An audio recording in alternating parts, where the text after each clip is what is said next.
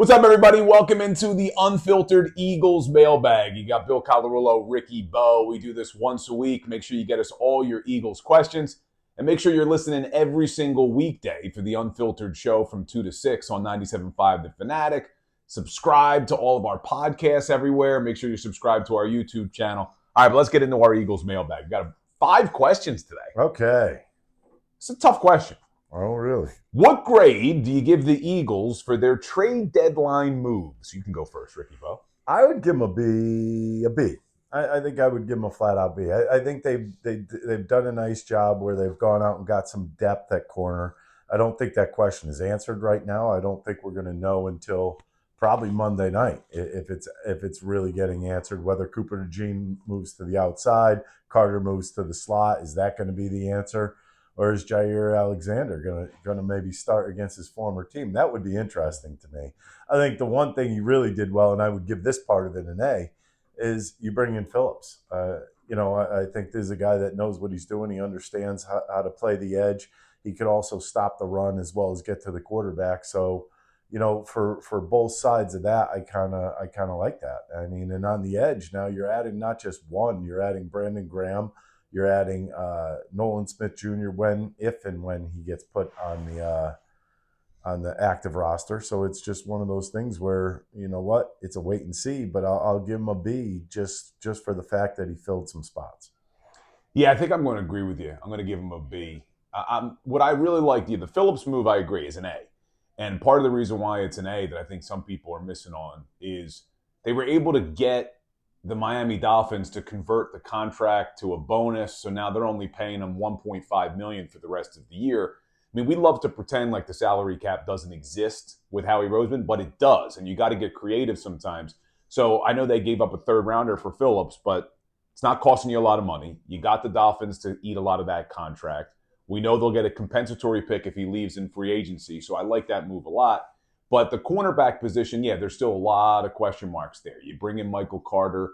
We don't know where he's going to play, how they're going to structure it.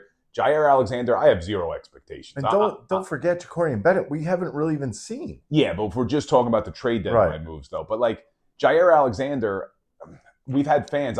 We did a video yesterday of us talking about the corners, and it got posted. And I seen a lot of people commenting underneath like, Jaire Alexander's our starting outside corner.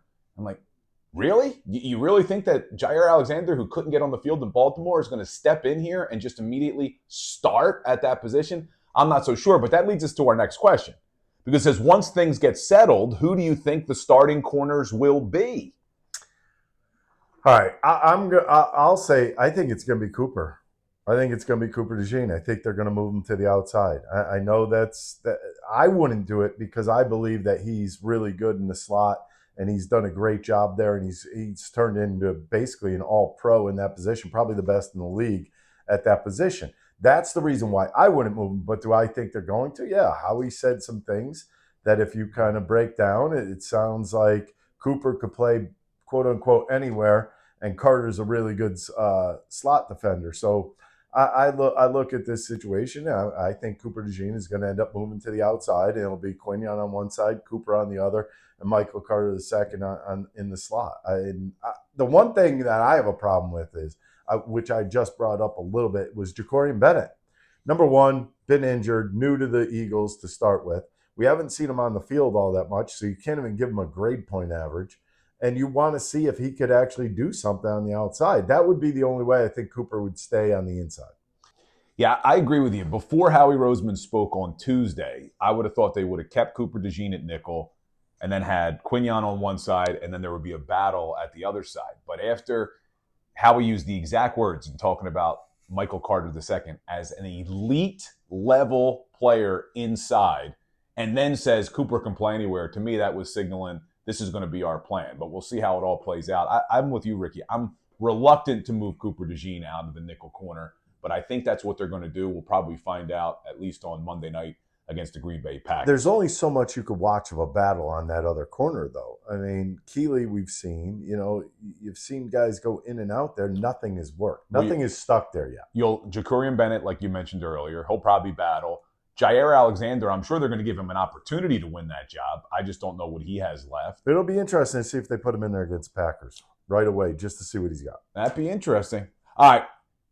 This kind of along the same lines now. What is the Eagles' biggest flaw after the trades they've made? I still think it's corner. It has to be. Right? I mean, every other position, they're pretty much set. The edge rusher room's deep now. Linebackers deep. And I guess you could go to I guess you can go to the offensive line after the starters. So maybe some line depth, yeah. Line depth could actually be in there too. But I think the one thing that you're going to go back to, look, if Jair Alexander jumps in and he plays corner and he's great, I think the weakest link you would have on the defense would be Andrew Makuba, who is learning every single week and he's getting better every week. So I would think that would be a real efficient defense. Now, it's interesting because we were talking about what Howie mentioned about Michael Carter. He also said he could play safety. So I wonder if Jair Alexander does win the outside corner job and they keep Cooper at the nickel, do they start giving Michael Carter some reps at safety? A little bit of a carousel out there, maybe. Yeah, but I like Makuba, and I think he's going to just continue to get better as a rookie. So we'll see how it all plays out. But yeah, that's probably their biggest flaw, which is mind-blowing that they're a pretty good team, man. There's a reason why they're the highest odds to get out of the NFC. Yeah, I mean, the offense, I think, has kicked it in gear nicely, and I think the defense could kind of flow into this dominant defense if everything kind of falls into place. All right, next question on the Eagles mailbag. We actually answered this one on the air last week.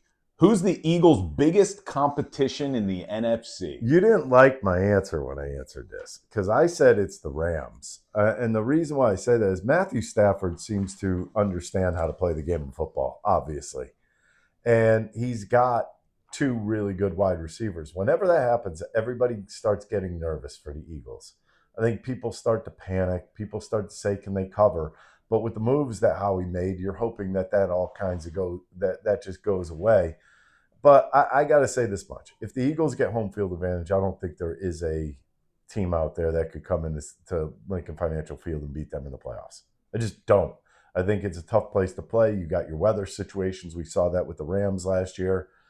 And, I mean, the only reason I say the Rams is because they're not afraid of the Eagles in a sense that they played them in the playoffs last year. It was a close game. I know the end of the game made it close. Yeah. But you know what? You could say a little something different for the game this year. Rams were controlling that game, and they absolutely choked it away. So 2 block field goals. I have to go with the Rams as the toughest competition. Yeah, I'm not going with the Rams, man. I'm going with the Seattle Seahawks. I think that the Seattle Seahawks are good on both sides of the football.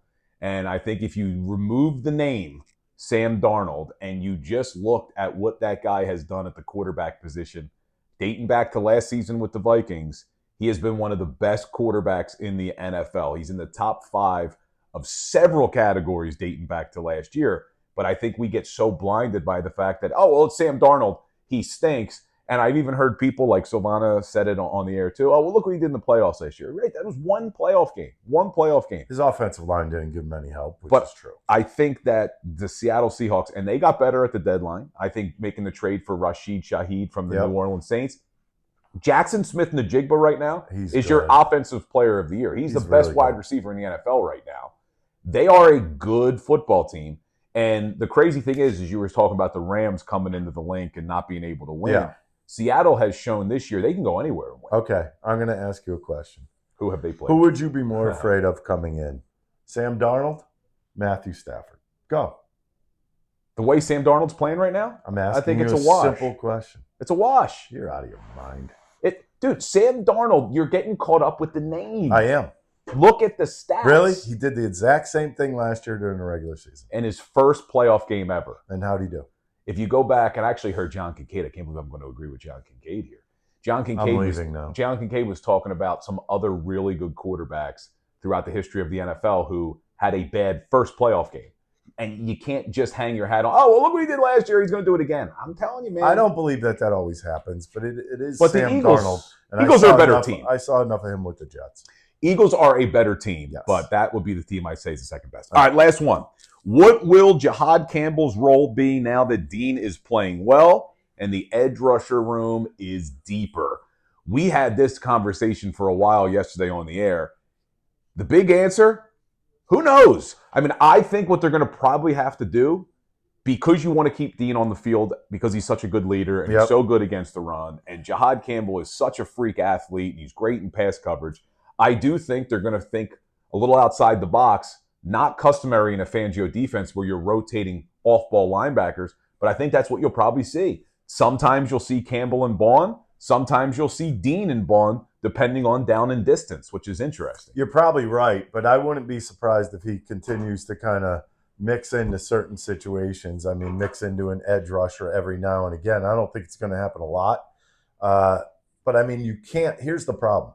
You can't just take Jihaad Campbell and put him on the bench right now, just in general. I don't think it's a good move. I mean, he's a guy that's going to develop into something big here.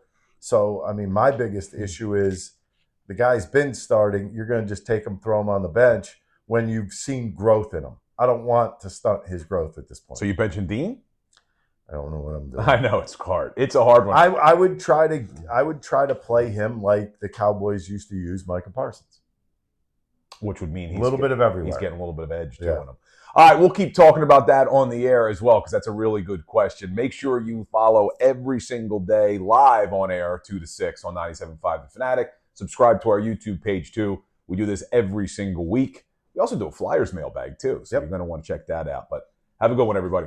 Thanks for watching Unfiltered on YouTube. You could like and subscribe down here. You could also see our other shows over here. Go ahead and watch them all. We love when you watch. The one thing, hey, you could also catch us on 97.5 The Fanatic, 97.5thefanatic.com, and NBC Sports Philadelphia. See you there.